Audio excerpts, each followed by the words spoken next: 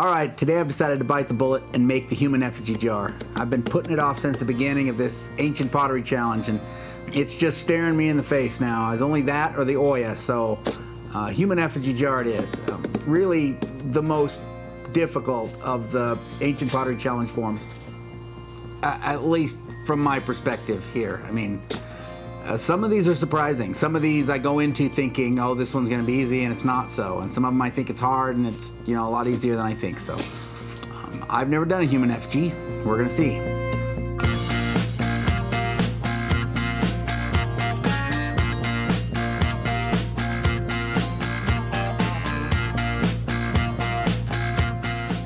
My idea is to make a pot a lot like the bilobal jar. So you've got a body, which is the bottom lobe, and then you've got the top lobe, which is the head, and then the head is kind of carved out in the back. So you've got a full face in the front, and then behind the head there's pretty much nothing. At least that appears to be the way they did it in Casas Grandes, and they're obviously the kings of the human effigy jars. I looked at a few examples online before I started. Most of them do the feet and legs just as a coil attached, and I don't want to do it that way. I like the ones that have little feet that stick out in the front. So little stubby legs and feet that stick out in the front, and then the arms will just be coils attached to the body. Because you really don't want anything sticking out too much. But I think the feet will be kind of cute, and it'll give it some stability so it'll set flat. Okay, I guess I'm ready to get started.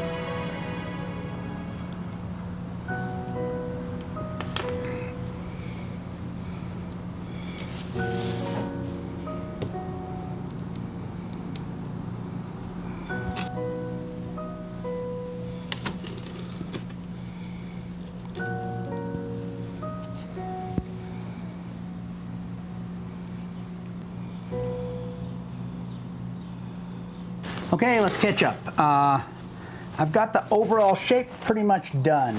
I might do a little refining to the shape, but for the most part, I'm happy with that. I've got my rim, looks real nice back here. So I can put a face on here and put some legs over here and some arms. It's pretty soft, so I'm gonna let it firm up a little bit before I do any more to it.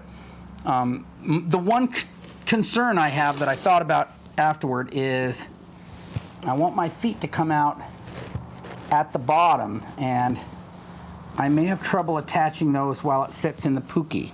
I'm not really sure how to proceed with that. If I should figure out something soft for it to set on so I can stick those feet on it without smooshing the bottom in, I'll have to give that some thought. I'll catch up with you again when I'm ready to start working on this some more.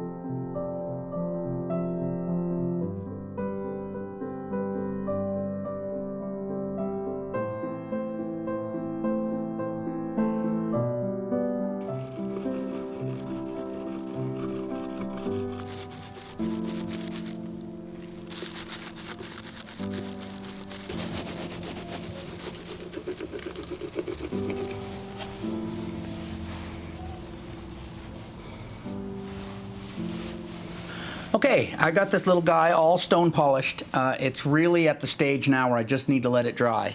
There's some parts that probably could have been refined better. I did not stone polish the feet, and just minor polishing on the legs just because I don't want to break them off. They're pretty fragile. I'm still not sure they're even going to make it, but I'm going to do my best to help those legs dry slowly. And then, you know, there's some areas around the hands and where the legs attach that probably aren't as stone polished as they could be. The bottom could use more help, but of course I can't stand it upside down and work on the bottom either. So it just is going to have to be the way it is. I really put most of the refinement into the face and head because I think that's where the most of the attention is going to go when people look at it. And so I spent a lot of time stone polishing the head. There wasn't much risk of that breaking off when I worked on it either, so that made it a little safer. Now, decorating, I have a lot of decorating to do on this because the paint job is really going to make this. So I'm going to leave it brown because this is a nice brown clay. It'd be perfect to make a brown man. And then I'll use black for hair. I might use red and white for clothing, decorations on the body. So it should be a lot of fun to decorate, but of course that's going to happen after this has had a chance to dry very slowly. So it's not going to make it into this video, but I will show you in future videos what this little guy comes out like. So this is at the stage now where the key is just to let it dry really slowly. Kind of like I did with the double jar. I let that thing dry over the course of maybe a couple months. So that's where I'm at.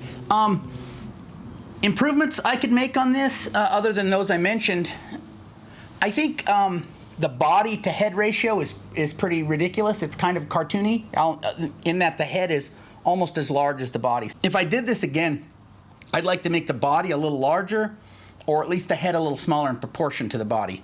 I don't think there's anything wrong with this. I think it certainly fits. A lot of the prehistoric ones were of strange proportions. As it is, the proportions remind me of not just a cartoon character, but a baby, in that it has a large head for the body size. So. Other than that, I think it came out real good. This crescent ruined clay turned out to be a real good choice for this because it's really plastic, it's really easy to work with, easy to get the walls thin, easy to sculpt details. Now for sculpting, a little less groggy clay would be optimum. This clay is 20% temper or more, and so you know, it's really gritty. And so when it comes to fine details, like when I was trying to carve out these fingers, it just doesn't work very well.